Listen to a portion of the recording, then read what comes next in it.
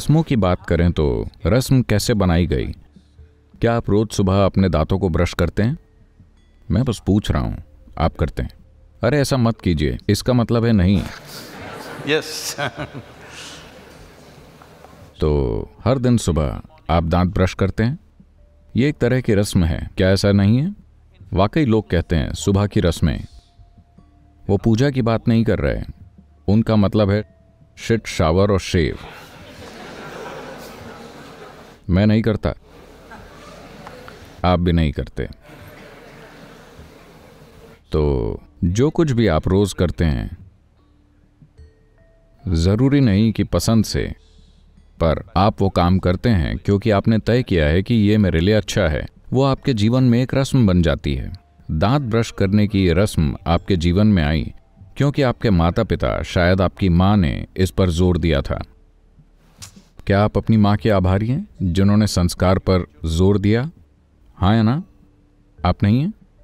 उस समय आप चिढ़ गई थीं, मैं नाश्ता करना चाहती हूँ, समस्या क्या है, हर दिन ब्रश क्यों करूँ? पर अब आप खुश हैं कि वो आपके जीवन में ये संस्कार लाईं। ये मददगार है ना? कम से कम आसपास के लोगों के लिए ये मददगार है। तो इसी प्रकार अलग अलग कारणों से कई रस्में आईं। अगर आप How to handle this whole machine, all levels of this machine, your body, your thought, your emotion, your energy, इस पूरी मशीन को कैसे संभालना है, इस मशीन के सभी स्तरों को, आपके शरीर, आपके विचार, आपकी भावनाएं, आपकी ऊर्जा, हर चीज आपको पता है कि इन्हें अंदर से कैसे संभालना है, तो आपके लिए कोई रस्म नहीं है। मेरे पूरे जीवन में कभी मैंने प्रार्थना नहीं की, पर हर चीज के प्रति मेरे अंदर भक्ति है। अगर मैं एक पहाड़ देखता हूँ या चट्टान या एक पेड़ या गाय या फिर आदमी, महिला या बच्चे, तो मैं प्रार्थनामय हूँ।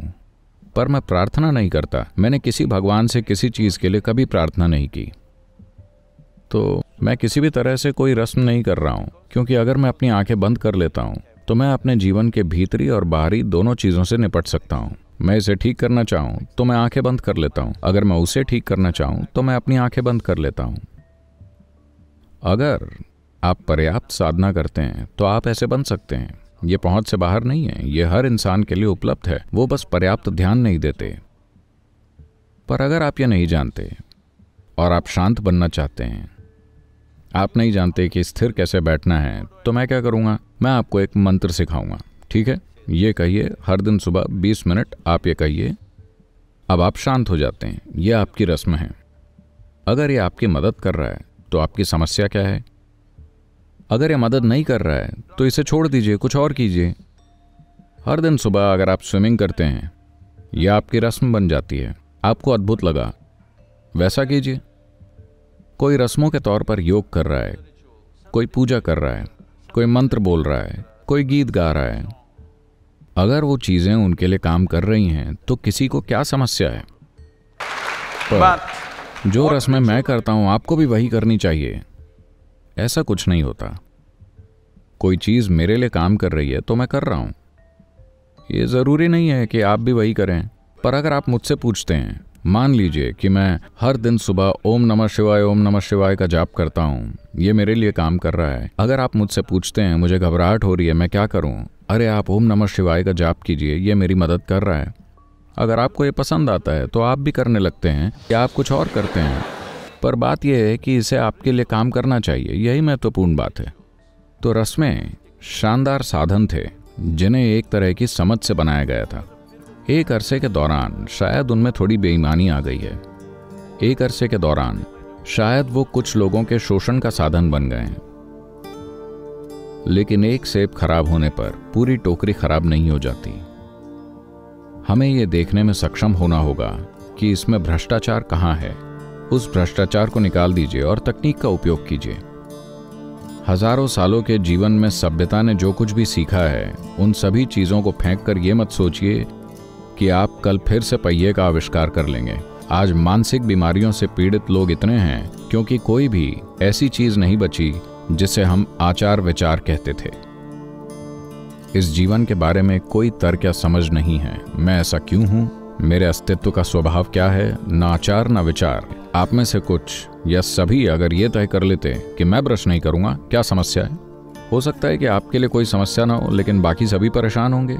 अगर आप अपना मुंह खोलते हैं और बदबू फैलाते हैं तो जरूरी नहीं कि ये ब्रश न करने की वजह से है। आपकी संस्कृति, आपका व्यवहार, आपके बोलने का तरीका, बैठने का तरीका, खड़े होने का तरीका, अगर आपके आसपास के लोग आपकी वजह से परेशान हो रहे हैं, ये हर जगह हो रहा है। क्या ऐसा नहीं है?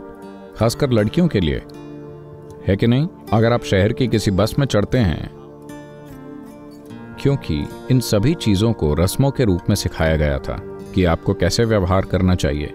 जब हम अपने घर में बड़े हो रहे थे तो वहां हमारी बहनें थी।